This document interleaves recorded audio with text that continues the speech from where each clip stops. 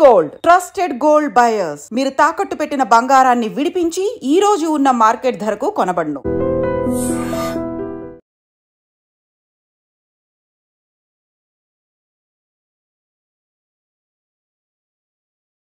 నమస్తే, welcome to I dream media. మళ్ళీ corona విజృంభించబోతుందా? దేశం మొత్తం మళ్ళీ లాక్డౌన్ తప్పదంటారా? ప్రజల మధ్య మనుషులకి మధ్య ఉన్న ఆ దూరాన్ని మళ్ళీ ఖచ్చితంగా పాటించాల్సిందేనా?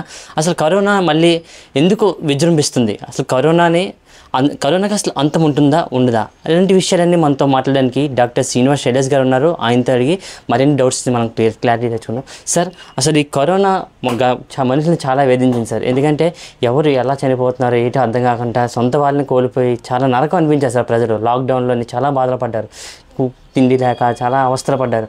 ఇప్పుడు అంతా సెటరేట్ అవుతుంది అనుకున్న క్రమంలో మళ్ళీ దేశంలో కరోనా విజృంభణ అని చెప్పి మళ్ళీ మన వార్తలు వింటూ ఉన్నాం సార్. అసలు కరోనాకి అంతం ఉంటుందంటారా సార్? అసలు ఏంటి సార్ ఇంత?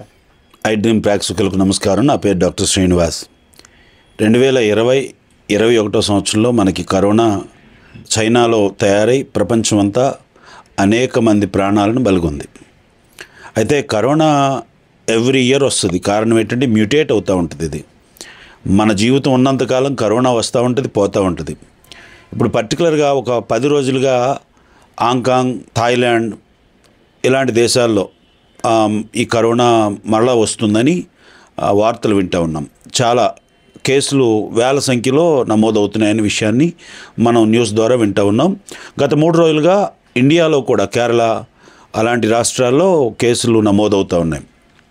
ఇందు మూలంగా ప్రేక్షకులందరికీ, ప్రజలందరికీ తెలియజేయబోతున్నది ఒకటే: ఈ కరోనా ఎప్పటికీ పోదు, ఇది మనల్ని ఏమీ చేయదు. ధైర్యంగా ఉండడం ఒకటే మన యొక్క ముఖ్యమైనటువంటి అంశం.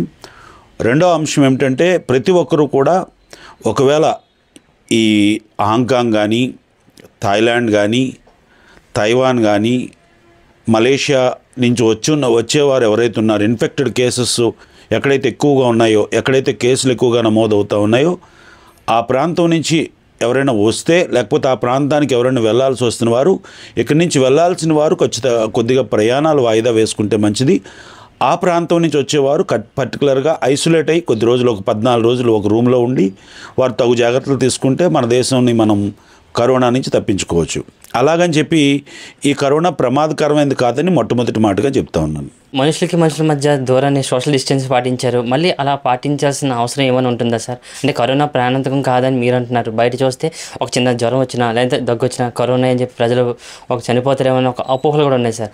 అసలు వీటిలన్నిటికి ఎలాంటి ఫుడ్ తీసుకుంటే బాగుంటుంది అంటారు? ఎలాగ ఉండాలి సార్ ఆరోగ్య సూత్రాలు ఏమి? రైట్.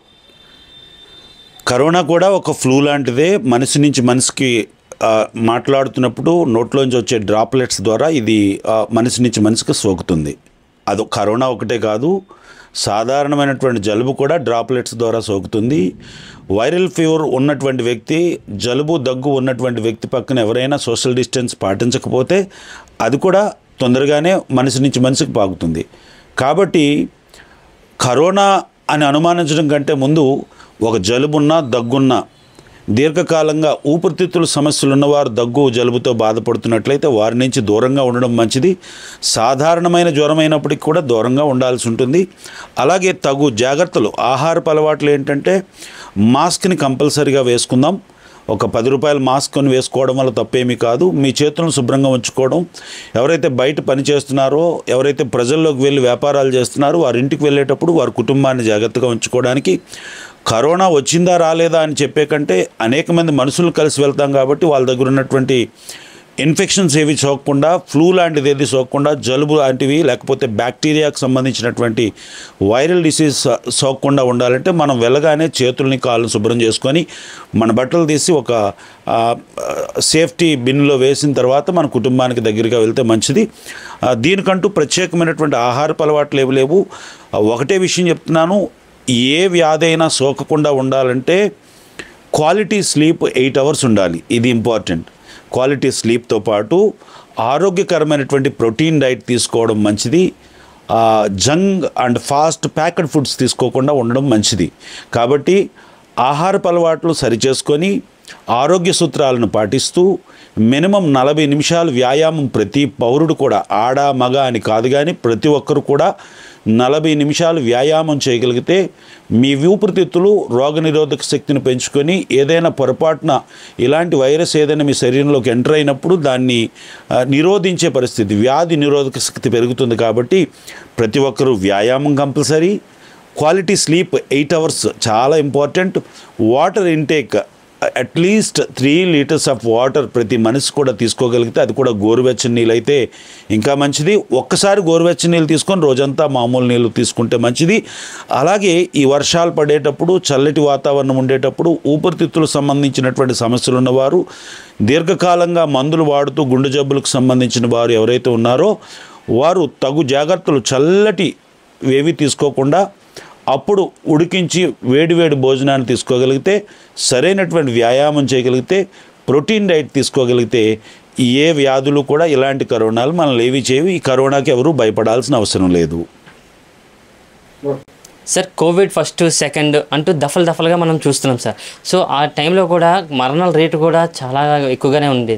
ఇప్పుడు కోవిడ్ చూస్తుంటే థర్డ్ వే అంటున్నారు సోషల్ మీడియాలో, కానీ మనం ఎక్కడ కూడా చూస్తున్నాం విస్తృతంగా ప్రచారాలు జరుగుతున్నాయి. మళ్ళీ లాక్డౌన్ వస్తుంది, ప్రజలకి మధ్య గ్యాప్ వస్తుంది అంటున్నారు. మళ్ళీ ఇవన్నీ చూస్తుంటే మళ్ళీ మరణాల సంఖ్య అంటే మృతుల సంఖ్య ఏమైనా పెరుగుతారంటారు అసలు చూస్తే?